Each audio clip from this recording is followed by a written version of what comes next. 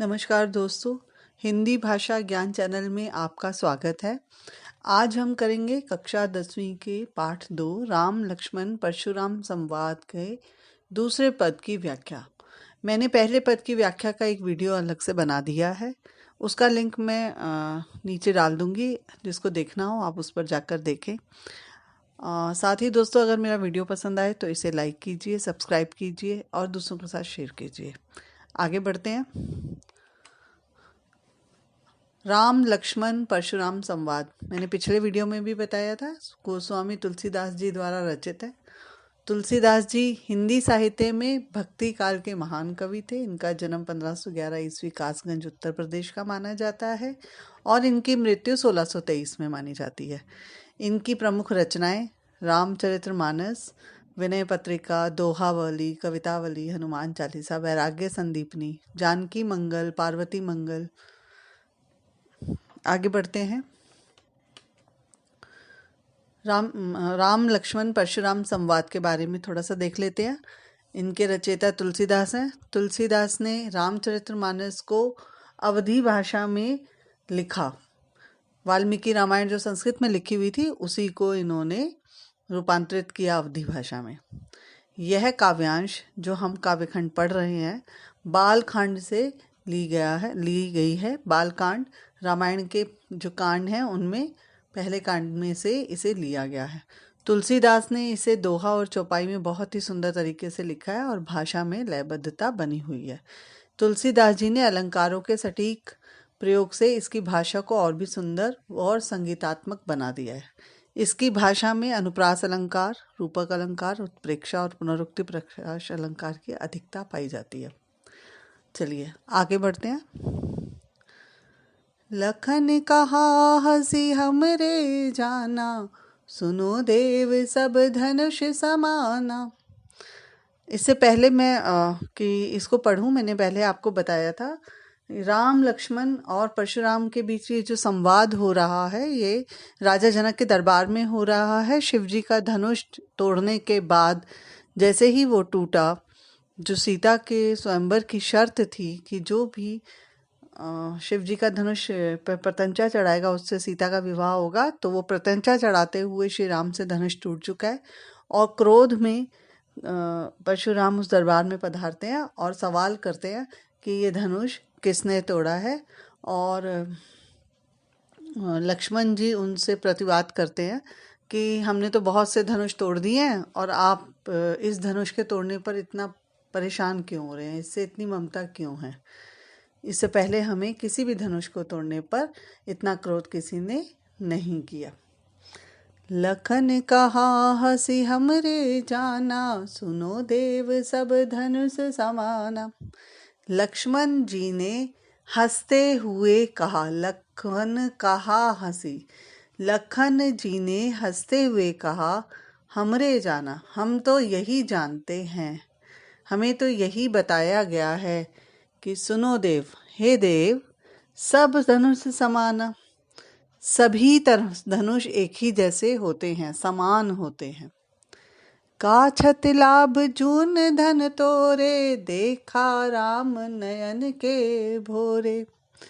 का क्षति लाभ, ये क्षति मतलब क्षति, हानि, लाभ, जून मतलब पुराना, पुराना धनुष तोड़ने का क्या क्षति क्या लाभ। धनु मतलब धनुष तोड़े, एक पुराना सा धनुष था, उसके टूटने में क्या क्षति और क्या लाभ, क्या हानि और क्या लाभ।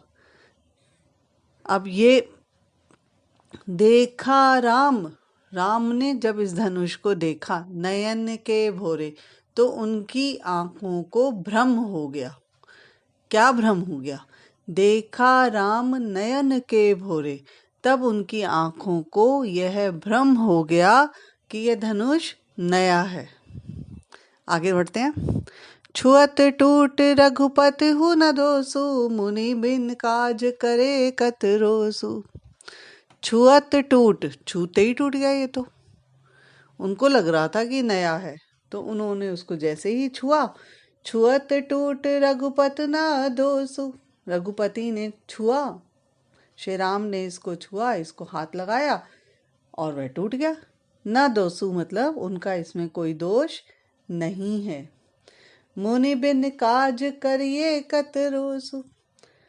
आप मुनि, हे मुनि, बिना काज, बिना बात के, बिना किसी काम के, करिए कत रोसु। रोसु मतलब रोष। रोष शब्द होता है जिसका अर्थ होता है क्रोध करना। मुनि, आप बिना बात पर, बिना किसी कारण के इतना क्रोध क्यों करते हैं? करिए कत क्रोसु, करते हैं क्यों रोष। बोले चितई परसु की और। चित्त मतलब देखना। किसको देखना? परशु को।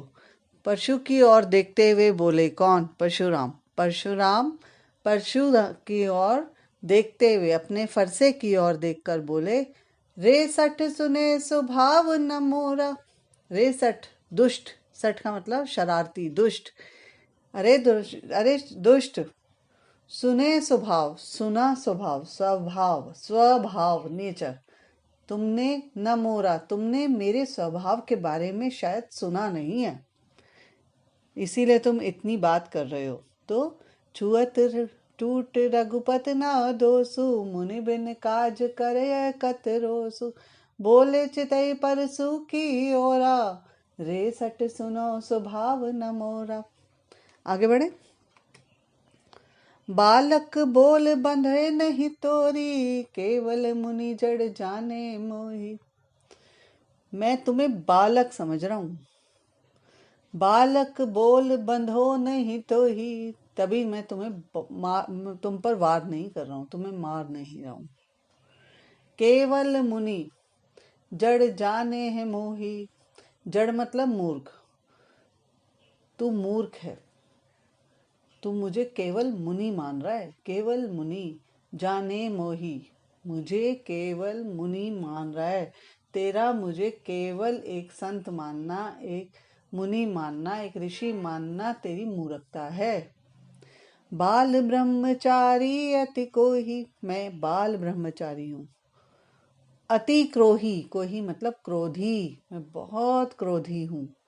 बाल ब्रह्मचारी अति कोही, विश्व विदित क्षत्रिय कुल द्रोही।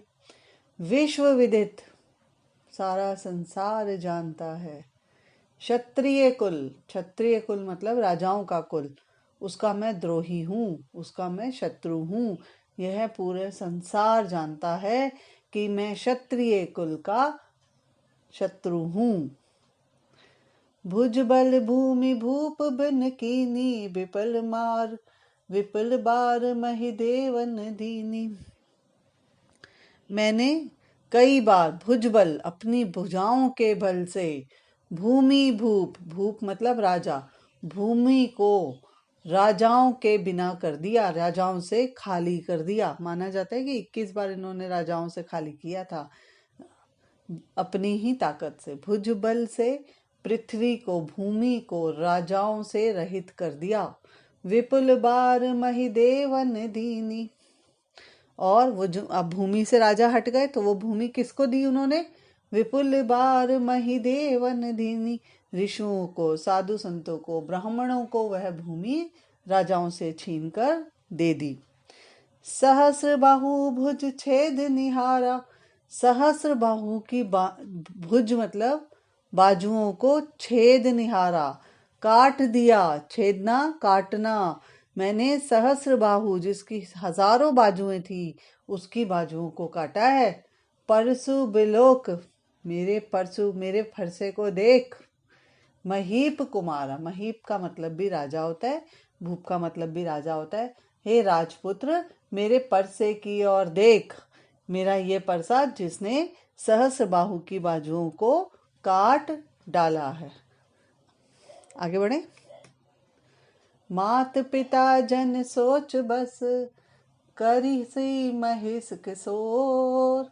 गर्भन के अर्भक दलन, परसु मोर अति घोर। क्या कहते हैं वो? मात पिता जन सोच बस, माता और पिता के बारे में सोचो। महिष किशोर का मतलब राजकुमार, महिष मतलब राजा, राजा के बेटे। तुम अपने माता पिता के सोच कर बोलो। अपनी सोच को माता पिता का बारे में सोचकर बोलो। अर्थात तुम्हारे मरने पर सबसे ज़्यादा कष्ट तुम्हारे माता पिता का होगा, उनको कष्ट ना दो, इसलिए तुम मत बोलो। अगर तुम बोलोगे नहीं तो मैं तुम्हारा वध नहीं करूँगा। अरे राजा के पुत्र, राजा के बेटे, तू अपने माता पिता को सोचकर, अपनी माता पिता के बारे में सोचकर अपनी भाषा को, अपनी बोली को वश में कर, सोच संभल कर बोल। गर्भन के अरबक दलन, परसु मोर अति घोर। परसु मतलब मेरा फरसा, मोर मतलब मेरा फरसा अति घोर, घोर मतलब भयानक है। मेरा फरसा इतना भयानक है कि ये गर्भ में बच्चों का अर्भक दलन, गर्भ में जो बच्चे हैं उनका भी नाश करने वाला है। इस पद्य में लक्ष्मण जी परशुराम जी के साथ बहस कर रहे हैं, उनके साथ बात में उलझ रहे हैं, वाद प्रतिवाद कर रहे हैं। और इससे परशुराम जी जो पहले ही क्रोध में हैं, धनुष टूट जाने के कारण वो और भी ज़्यादा क्रोधित हो रहे हैं। आपको ये सारी चीज़ें समझ में आ गई होंगी। आशा करती हूँ कि आपको मेरा ये वीडियो पसंद आया होगा। अगर ये वीडियो पसंद आया है तो इसे लाइक करें, सब्सक्राइब करें मेरे चैनल को और दोस्तों के साथ शेयर करें। नमस्कार। अगले वीडियो तक